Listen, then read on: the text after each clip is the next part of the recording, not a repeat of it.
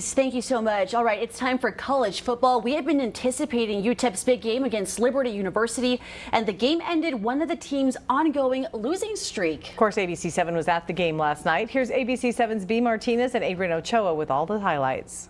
Welcome. Thank you all for staying with us. I'm B. Martinez with your look at sports. UTEP football welcomed the Liberty Flames for some weekday madness. Both of these squads were 1-4 overall and 0-1 in Conference USA play. Let's see how it all unraveled. Now, the entire week, head coach Scotty Walden was set on backing Malachi Nelson as QB1, but we saw a change in quarterback. Skylar Locklear, who was last year's QB1, got the starting spot this game. In the first quarter, Liberty marches down the field on their first drive of the game. Quarterback Ethan Vasco to Julian Gray for a first down. Later in the drive, Vasco with the quarterback keeper for the touchdown. Second quarter, Walden makes another change at QB, with this time going with Malachi Nelson, but the offense still struggles to find the rhythm. Nelson's pass is incomplete right before the half. Locklear throws a pick. UTEP got only 67 yards of total offense in the first half.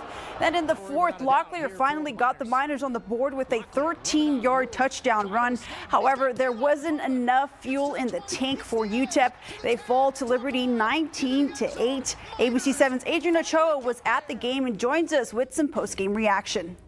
Well, this was another tough game for UTEP fans to watch. The Miners knew coming in that if they wanted to win this game, they would have to play complementary football. And while the UTEP's defense did enough to keep the Miners in the game, UTEP's offense was just nowhere to be found. I'm still seeing, in the first few drives, missed assignments that I don't have an explanation. I felt really narrowed in on this plan, but again, it starts with me. And I've got to get this offense to a point where they can execute at a high level, and we haven't done that. Only 67 yards of total offense for the Miners in the first half of the game. UTEP would end the day with a total of 167 yards in total offense. The quarterback rotation between Skylar Locklear and Malachi Nelson didn't do the Miners any favors. Locklear ended the day with just 90 yards passing, 2 interceptions, while Nelson ended his night with just 21 passing yards. And again, I plan on playing both, did not plan on rotating as much. I truly felt we were going to fall into rhythm with somebody, and we didn't.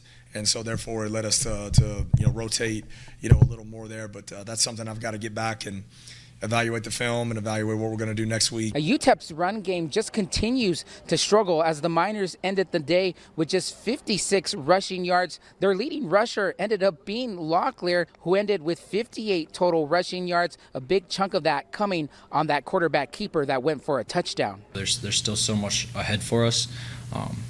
And it's a choice that we got to make, and it's a choice that everybody in this program has to make. And I believe we will. And, we just got to come in here and put in the work and trust that the process. And Wednesday's attendance here at the Sun Bowl, a crowd of 9,286 as the 3-game homestand for the Miners comes to an end.